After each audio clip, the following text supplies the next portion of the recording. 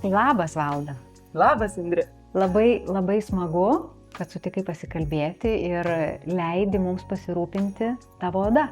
Labai ačiū, kad pakvietėt. Man čia didžiulis malonumas. Taip, ir man labai smagu ir tikrai labai malonu susipažinti ir sutikti tokią stiprią, gražią, tobulą moterį. Galėčiau pasakyti lygiai tą patį. Dėkui, ačiū labai. Tai apie odą, o paskui žiūrėsim, kur ta kalba pasisuks. Tai noriu užduoti kelis klausimus, kadangi visada bendravimas su Driu Beauty prasideda, kiekvieno kliento prasideda nuo kosmetikos parinkimo. Tai dažniausiai mes turim tokius kaip klausimų, susidarę klausimus, kuriuos užduodam, mūsų moteris juos atsako ir pagal tai mes sudėliojom rutiną. Tai tiesiog noriu ir užduoti tau keletą klausimų, kad išsiaiškinčiau daugiau apie tavo odą, na ir galėčiau sudėlioti jau tą tinkamą, tobulą, būtent tavo odai pritaikytą rutiną. Puiku. Tai va, tai aišku, pirmas klausimas labai paprastas. Koks odos tipas? Normali. Manau, kad mano oda yra normali. Jinai nei per sausa, nei per riebi. Tokia gera. Taip, tai iškart net gaunu atsakymus į kitus klausimus, kad tas normaliai nei per sausa, nei per riebi. Tai greičiausiai reiškia, kad dienos metu, kas vyksta dienos metu? Ar jinai riebaliukas lenda, o gal kažkur pradeda traukti, ar nevyksta nieko? Ar vyksta ir tas? Iš, pavyzdžiui, filmavimų, ar ne patirties, kai aš nuo pat ryto būna man užtepamas makiažas arba grimas ir aš, pavyzdžiui, filmuojuosi gan ilgai, tai visada giria mane grimerės, kad laikosi puikiai. Netgi unikaliai lūpdažis net laikosi, nenuplaukia, nenubėga. Tai turbūt laikyčiau vienu požymiu, iš tų požymių, kad tikrai kažkaip tokio labai nieko ir nevyksta. O vis dėlto geros būklės. Jo, geros būklės ir jau labai po ilgo laiko, kai pamaina būna labai ilga, pavyzdžiui, filmavime, vis tik jo labiau ima blizgėti, negu kad ima sausėti. Tai vis tik aš taip drįsčiau netgi teikti, kad yra normali į riebumą šiokį tokį, nes trupučiuką matau ir poras didesnės, tai reiškia, kad turim tą labiau riebumą ir iš tikrųjų tikriausiai tai yra labai gerai dėkinga oda filmavimo aikšteliai, nes gal net šiek tiek mažiau vargsta dėl to makiažo, nes jinai iš savęs dar turi kaip save padrėkinti. Taip, ir aš manau, kad jaunystėje turinčioms riebesnę odą, kadangi jinai pati save pasimaitina, tai ilgiau būna jauna, ar ne? Teoriškai taip. Bet vis tiek labai svarbu yra, ar oda yra prižiūrima. Jeigu prižiūrima, tai jinai greičiausiai prižiūri moteris sausą odą ir prižiūri riebią odą. Tai labai ilgą laiką riebi oda atrodys geriau. Tik kažkuriuo ten gyvenimo etapu, kai riebiai odai pradeda gilėti raukšlės, tai tada tas būna toks kaip šiek tiek nedrastiškas toks efektas ir tada susilygina kažkada su ta sausa. Bet taip, riebi oda dėl to, kad jinai ir storesnė, ilgiau atrodys jaunesnė ir tos raukšlelės netaip matysit. Ar tai reiškia, kad moterims turinčioms sausą odą reikalinga dar kruopštesnė ir ypatingesnė priežiūra? Kaip ir norėtųsi sakyti taip, bet negalima sakyti, kad riebesniai odai nereikia priežiūros, nes riebią odą turinčios moteris labai vargsta, iš vis dėl tų poros, riebaliukas lenda, tai jom irgi labai kruopščiai reikia prižiūrėti, labai kruopščiai atsirinkti produktus, nes tai irgi yra labai svarbu, nes jeigu tu ne taip kažką pasirinkai ir iškart prasideda, kaip ir kalbėjom, kad riebesnė oda, galim per daug pridrėkinti, pasirinkti per riebų produktą, tada permaitinam ir žodžiu prasideda kitos problemos. Man labai patinka jūsų pasirinkimas išmintinga kosmetika. Tas žodis išmintis, man atrodo didelė vertybė. Toks buvo nuo pradžių kažkaip Driu Beauty ir aš net išmintingai, net rinkom šiaip tarp dviejų žodžių protinga ir išmintinga. Tai aš žiūrėjau išmintinga, bet likom prie protinga, bet iš tikrųjų tai yra tas pats, tai mes galim naudoti. Bet tai ir mintis, kad išmintinga, protinga, tai reiškia, kad jinai tam ir skirta, kad pasirūpintų oda nuo iki ir darytų tą protingai. Tas labai svarbu. Taip, galvoju, ką dar galiu paklausti, mes čia kol taip šnekėjom, labai daug ir išsiaiškinau iš tikrųjų apie tą odą ir net nespėjau užduoti tų klausimų. Dar gal vienas toks svarbus klausimas. Ar mėgsti jausti priemonės ant veido? Skirtingai nuo sezono, sakyčiau. Vasarą mėgstu, kad lengviau veidas jaustųsi, todėl ryte dažniausiai naudoju tik serumą ir apsaugą nuo saulės. Nežinau, kiek tai yra išmintinga vėlgi, bet vasarą taip norisi. Žiemą priešingai norisi jausti šiek tiek jau to apsauginio sluoksnio nuo šalčio. Tai vat, man taip intuityviai norisi pagal sezoną. Bet tas intuityvumas yra labai geras, nes iš tikrųjų taip ir reikia daryti. Nes odos priežiūra yra sezoniška. Ir ją prižiūrėti mes tikrai turime pagal sezonus. Ir va kaip yra, kad vasara yra lengviau, žiemą yra sunkiau. Ir net nesvarbus odos tipas. Tiesiog labai svarbu jausti, koks sezonas. Tai vat, pati matau, kad labai jauti savo odą ir labai smagu, kad tikrai pakanka, vat, kaip sako, ar čia tikrai išmintinga ar ne. Tikrai, nes gerai jauti savo odą ir duodi jai tiek, kiek jai tuo metu reikia.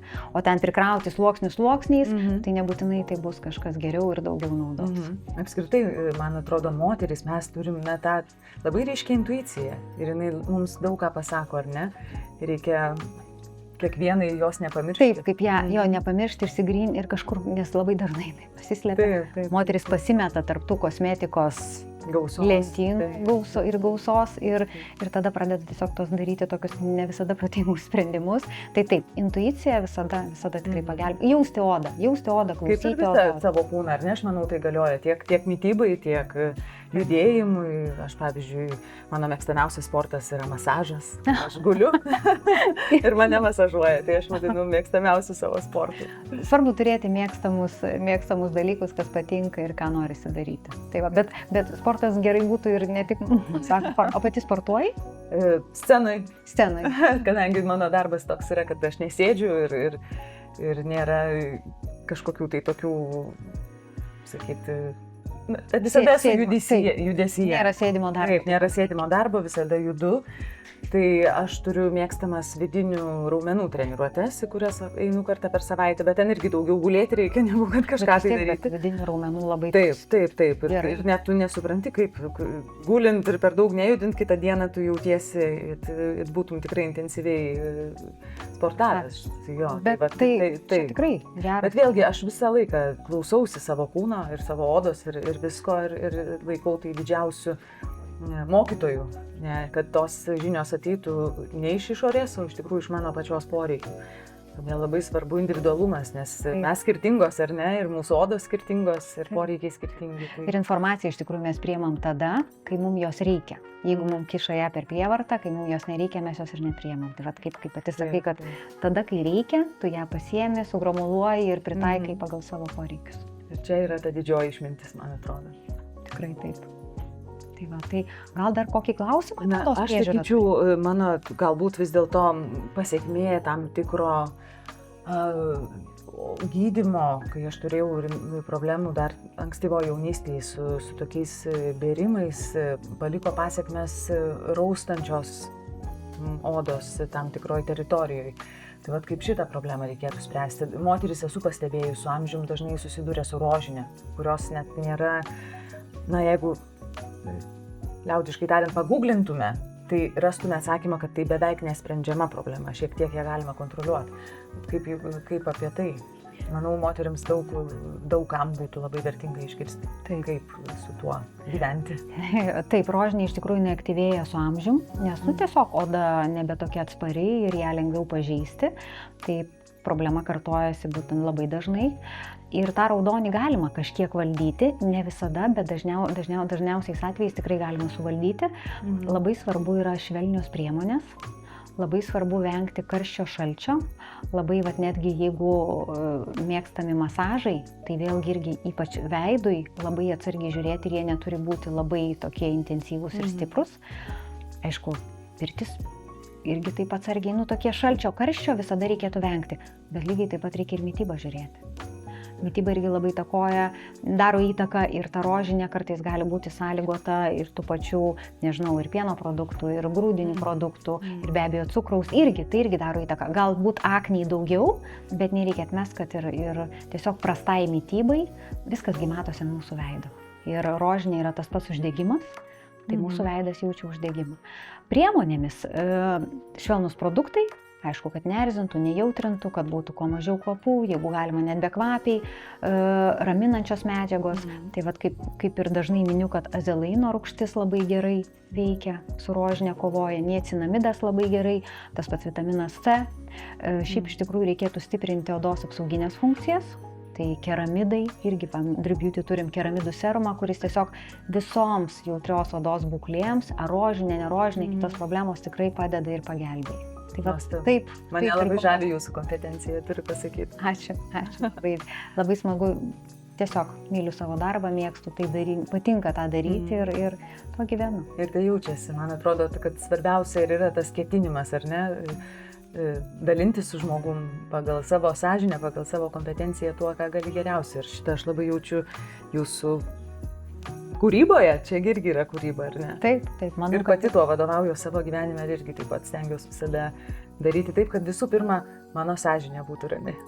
Taip, manau, kad tai yra labai svarbu, iš tikrųjų labai dabar žmonės gal nebe tokie jau, sakyt, atviri su savo sąžinė, taip reiktų sakyti. Ir to marketingo daug ir visko tikrai daug, tai labai smagu sutikti va tokius Man irgi labai tikrus žmonės.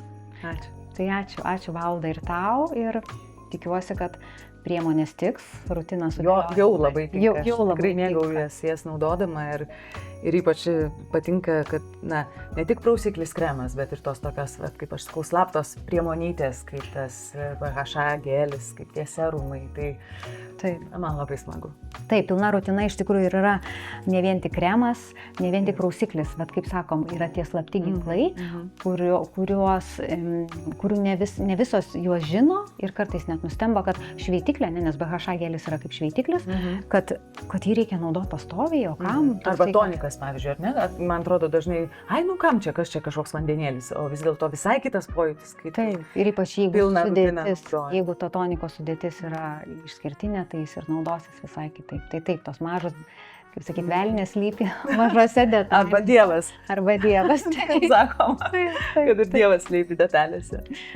Tai va, tai ačiū Valda labai ir tikiuosi, kad tada ir toliau taip gražiai švytės. Taip, kursim švytinčių moterų klubą. Taip.